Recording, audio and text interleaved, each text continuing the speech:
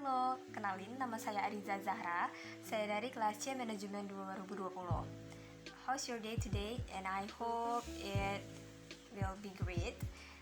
And if you have a bad day, I hope that tomorrow will be great. And this is my very first time to take a video and upload it to YouTube. And I'm a little bit nervous right now, but I hope this video will be great. And di video saya pertama kali ini, kita akan sama-sama belajar mengenai rumus-rumus Excel untuk pemula yang pastinya ini bakalan mudah-mudah banget untuk diaplikasikan. Nah, daripada lama-lama, yuk sama-sama kita langsung belajar mengenai rumus-rumus Excel untuk pemula. Nah, di data Excel ini sudah ada data-data mahasiswa baru Universitas Negeri Medan tahun ajaran 2020-2021. Di sini sudah ada NIM, nama, jalur masuk, jenjang pendidikan, program studi, dan juga fakultas. Nah, di bawah ini sudah ada beberapa pertanyaan yang nantinya bisa kita jawab menggunakan rumus-rumus Excel yang akan kita aplikasikan di sini. Di sini sudah ada untuk bagaimana menghitung jumlah total mahasiswa, bagaimana menghitung jumlah masing-masing jalur masuk mahasiswa, bagaimana cara menghitung jumlah masing-masing jenjang pendidikan mahasiswa, jumlah masing-masing program studi mahasiswa, dan juga jumlah masing-masing fakultas mahasiswa. Nah, di bawah ini sudah saya lebih perjelaskan lagi. Ini ada 3 jalur dan juga ada beberapa fakultas dan juga program studi. Nah, langsung aja untuk yang pertama ini adalah jumlah total mahasiswa. Untuk mencari jumlah total mahasiswa, kita bisa menggunakan rumus count, yaitu dengan menggunakan sama dengan count kurung, kita bisa blok di bagian ini sampai ke bawah.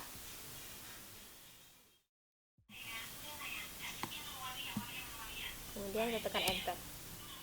Berarti jumlah total mahasiswa di sini ada 47 orang. Ya, lalu kemudian kita masuk ke jalur SNMPTN. Berapa sih mahasiswa yang masuk ke Universitas Negeri Medan dengan menggunakan jalur SNMPTN? Di sini kita menggunakan count if, yaitu dengan rumus sama dengan count if buka kurung, kita blok di bagian jalur masuk sampai ke bawah.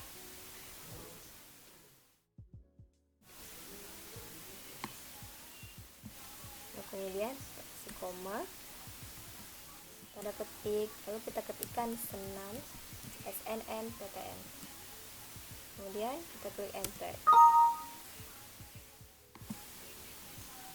Oke, berarti jumlah mahasiswa yang masuk ke Universitas Negeri Medan dengan jalur SNMPTN ada sebanyak 4 orang. Bisa kita lihat di sini bahwa ada 1, ada 2, 3, dan 4. Oke, dan untuk menghitung jalur ujian mandiri, berapa sih total mahasiswa yang masuk Universitas Negeri Medan dengan jalur ujian mandiri? Kita bisa melakukan hal yang sama dengan jalur SNMPTN, yaitu dengan menggunakan count if, yaitu sama dengan count if buka kurung, kita blok di bagian jalur masuk sampai ke bawah, kemudian koma, tanda petik, ujian mandiri.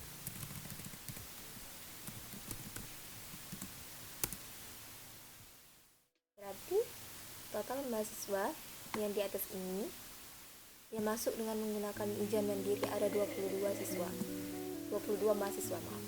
Lalu kemudian untuk jalur SBMPTN kita bisa menggunakan hal yang sama juga, count if buka kurung,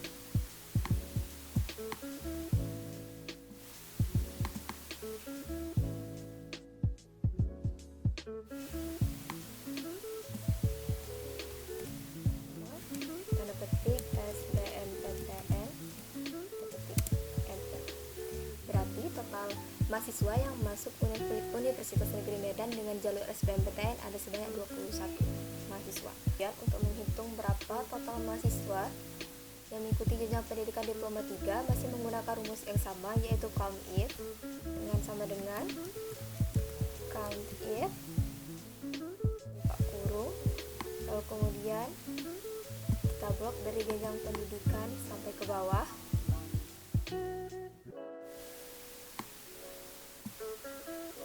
koma, tanda petik, diploma 3, tanda petik. Berarti total mahasiswa dari data di atas yang mengikuti jenjang pendidikan diploma 3 ada sebanyak 28 mahasiswa. Lalu kemudian untuk strata 1 dan strata 2 kita masih menggunakan rumus yang sama. Jadi kita lalu kemudian untuk mengetahui total mahasiswa yang mengikuti jenjang pendidikan strata 1, kita bisa menggunakan rumus yang sama dengan untuk mencari diploma 3. Bisa ganti di sini saja langsung. Strata 1. Berarti jumlah mahasiswa dari data yang di atas yang mengikuti jenjang pendidikan strata 1 ada sebanyak 16 mahasiswa. Lalu kemudian untuk strata 2 kita masih lakukan hal yang sama. Seperti di sini.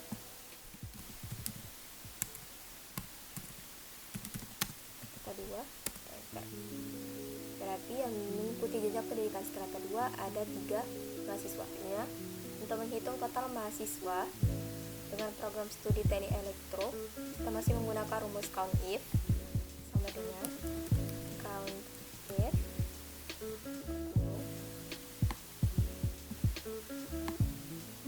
kita blok di bagian program studi sampai ke bawah,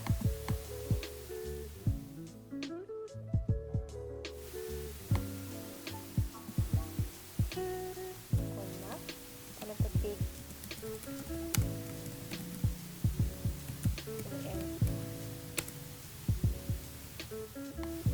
berarti total mahasiswa yang mengikuti program studi teknik elektro ada sebanyak 5 mahasiswa.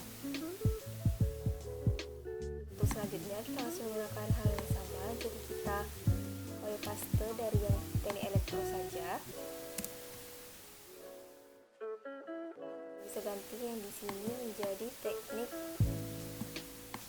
informatika.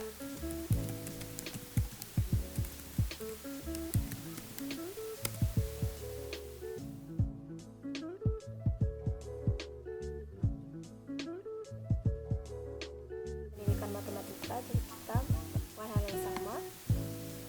Kita ganti teknik elektro menjadi pendidikan matematika. Nah, berarti total mahasiswa yang mengambil program studi pendidikan matematika ada sebanyak 6 mahasiswa. Kemudian, menghitung total mahasiswa yang mengikuti program studi pendidikan kimia masih menggunakan rumus yang sama. Kita bisa ganti teknik elektro dengan pendidikan kimia. Kita klik enter. Berarti total mahasiswa dari data di atas yang mengikuti program studi teknik kimia ada sebanyak 3 orang. Untuk pendidikan biologi, kita ganti teknik elektro menjadi pendidikan biologi. Berarti total mahasiswa yang mengikuti program studi pendidikan biologi ada sebanyak 5 mahasiswa.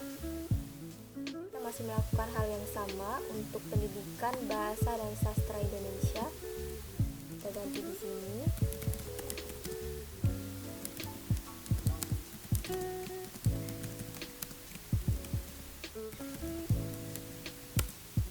Berarti dari data di atas, total mahasiswa yang mengikuti program studi pendidikan bahasa dan sastra Indonesia ada sebanyak 9 mahasiswa.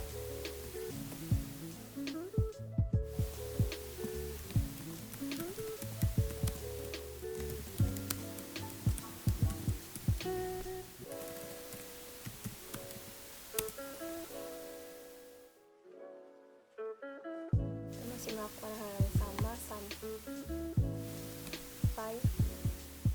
program studi akuntansi.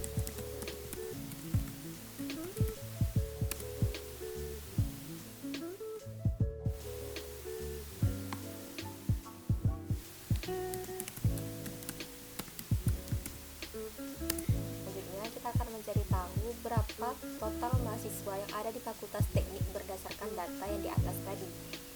Kita masih menggunakan rumus yang sama, yaitu count if. Kita menggunakan sama dengan count if, kita buka kurung, lalu kemudian kita blok bagian fakultas,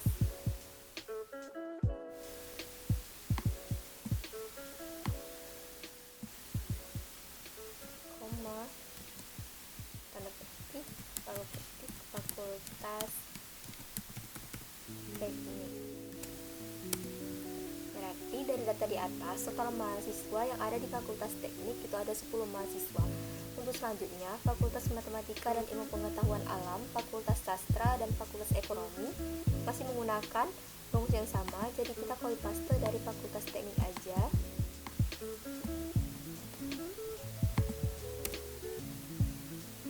Sini kita paste. Kita ganti Fakultas Teknik dengan Fakultas Matematika dan Ilmu Pengetahuan Alam. Nah, di sini sudah ada 14, berarti ada 14 mahasiswa yang ada di Fakultas Matematika dan Ilmu Pengetahuan Alam berdasarkan data di atas. Untuk Fakultas Sastra, kita masih menggunakan cara yang sama, kita ganti Fakultas Teknik dengan Fakultas Sastra. Lalu kemudian hasilnya adalah 13, berarti total mahasiswa yang ada di Fakultas Sastra ada 13 mahasiswa. Lalu kemudian untuk mengetahui total mahasiswa yang ada di Fakultas Ekonomi masih menggunakan rumus yang sama, jadi kita tinggal paste aja. Kita ganti Fakultas Teknik dengan Ekonomi. Nah, totalnya ada 10 mahasiswa yang ada di Fakultas Ekonomi. Untuk lebih meyakinkan, kita akan menjumlahkannya apakah sesuai dengan total mahasiswa yang ada atau tidak. Totalnya sama ya, 47, dengan total mahasiswa di atas juga 47. Nah, berarti sudah selesai cara kita mencari total mahasiswa secara keseluruhan atau berdasarkan kriteria sesuatu. Mudah bukan? Nah, kita juga masih punya rumus Excel lainnya untuk pemula. Nah, ini ada namanya VLOOKUP dan ada HLOOKUP. Nah, VLOOKUP ini adalah rumus untuk mencari data dari sebuah tabel yang disusun dalam formasi tegak atau vertikal seperti ini. Nah, kalau misalnya HLOOKUP itu untuk mencari data yang tersusun dalam format horizontal seperti ini. Nah, yang pertama yang kita bahas adalah yang VLOOKUP. Nah, caranya bagaimana? Caranya itu adalah dengan memasukkan sama dengan VLOOKUP, buka kurung, kita klik di bagian kode sini, dan kemudian koma, tabel bantuan yang vertikal, blok dari bagian kode pertama sampai terakhir. Lalu kemudian di sini diletakkan seperti simbol dollar. Sepertinya ada cara otomatisnya, tapi saya belum tahu cara otomatisnya, jadi saya menggunakan manual saja. Ditambahkan di sini seperti ini. Lalu kemudian koma. Untuk ini kita masukkan angka 2. Mengapa 2? Karena nama barang ini ada di yang nomor 2, kode nomor 1, nama barang yang kedua, harga yang ketiga, dan satuan yang keempat. Karena kita di nama barang, karena kita akan memasukkan nama barang, dan kita masukkan 2. Lalu kemudian koma lagi, lalu ketik false. Sudah masuk sabun. Kode A012 sabun. Ini kalau misalnya kita ganti menjadi kode lainnya seperti C354 akan otomatis ganti menjadi nama barang yang susu.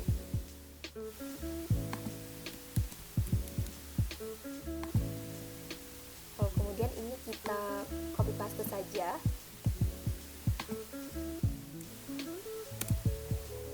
untuk ke bagian harga. Nah, untuk harga ini kita paste. Lalu kemudian di bagian sininya hanya di bagian ini saja ya, yang bagian 2 ini saja diganti menjadi 3. Mengapa 3? Karena seperti yang saya bilang tadi, bahwa kode itu 1, nama barang itu 2, harga itu 3, dan satuan itu 4. Jadi di sini makanya kita buat 3. Nah, kita klik enter. Harganya 2.500. Benar bahwa 2.500.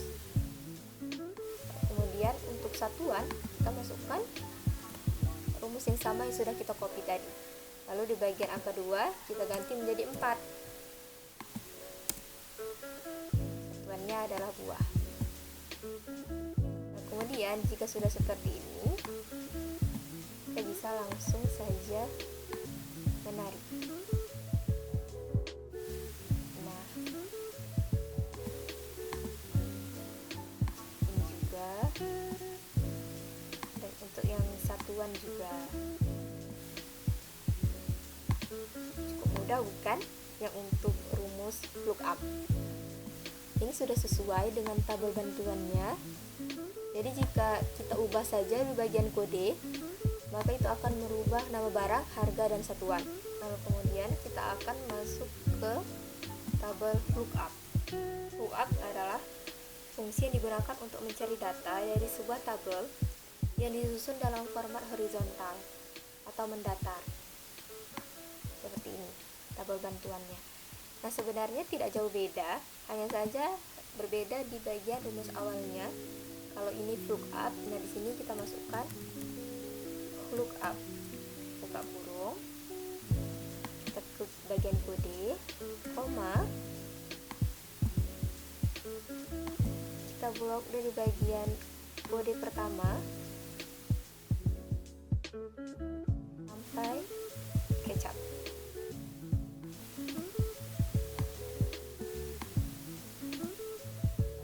Kemudian seperti yang tadi juga, di sini diletakkan simbol dollar,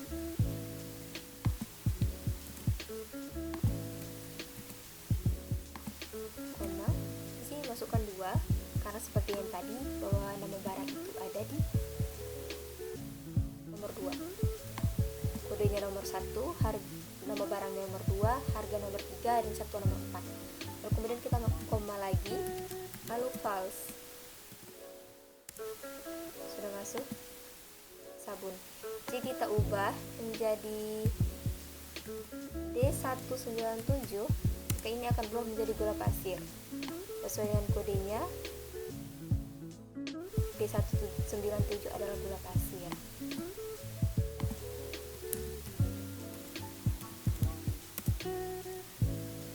Lalu ini kita copy saja.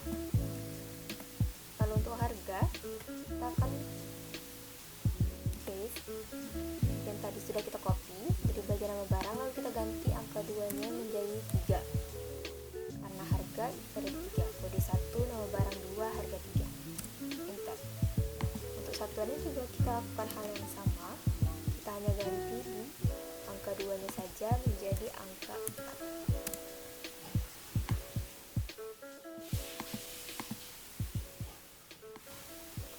Kita tarik sampai ke bawah, ini akan otomatis sudah terisi.